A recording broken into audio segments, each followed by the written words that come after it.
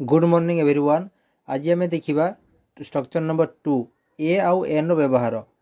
ए आउ एन को केमिति व्यवहार करबा ताहा आम आज शिखिबा। तो काली आम कौन पढ़ी दिस आउ दैट व्यवहार।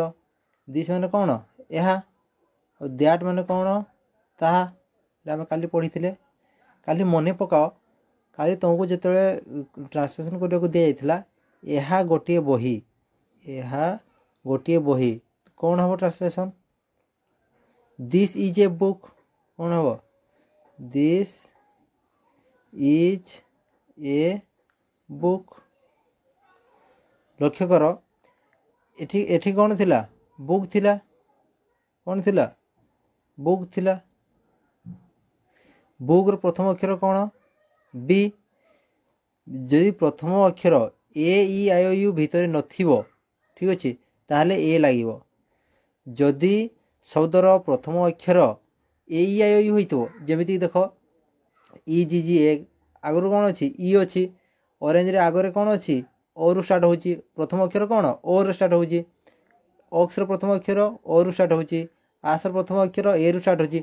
जदि ए ई आई ओ यू रु जदि स्टार्ट होतबो ताहले तुम कौन लगाइबो एन लगाइबो ठीक अच्छे।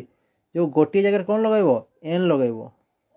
काली आम ए लगाई कारण काली मुझे जिते भी तुमको ट्रांसलेशन करने देती जी आम पढ़ी सबुद कौन थिला ए ई आई यू नथिला। तो काली परी आज भी समान ट्रांसलेशन होची खाली केवल फरक होची ए लागिबो ना एन लागिबो एटा खाली देखा पड़ो ए लागिबो ना एन लागिबो।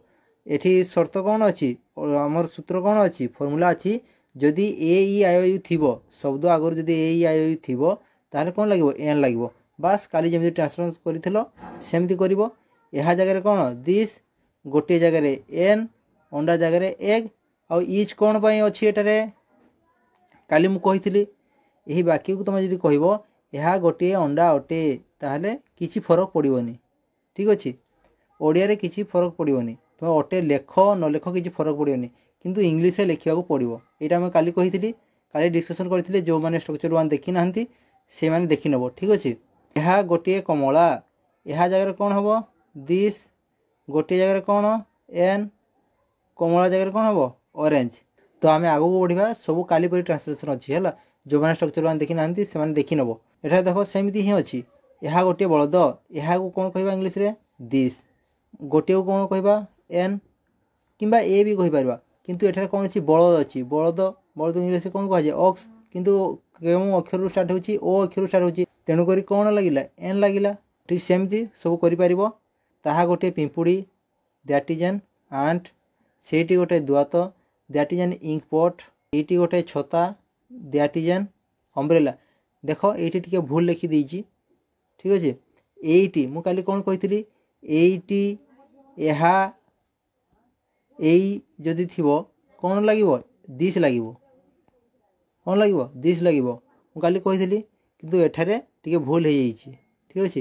एटी अच्छी ताहले यहाँ कौन हम दिस हम कौन हम दिस हम कौन हम दिस इज एन अम्ब्रेला ठीक अच्छे। करेक्शन करनब आग को बढ़ा सेमती ट्रांसलेशन कर दिखाई यह गोटे कलम कौन हम this is a pen this is a pen हम कौन हम दिस इज ए पेन हम कारण एठारे कौन अच्छी पी अच्छी प्रथम अक्षर कौन अच्छी पी अच्छी। यार उत्तर नेक्स्ट वीडियो तुम जान आ कालीर उत्तर मुझे देदे जो मैंने कर केते मार्क पाइल लिखिकी निश्चय जनइब।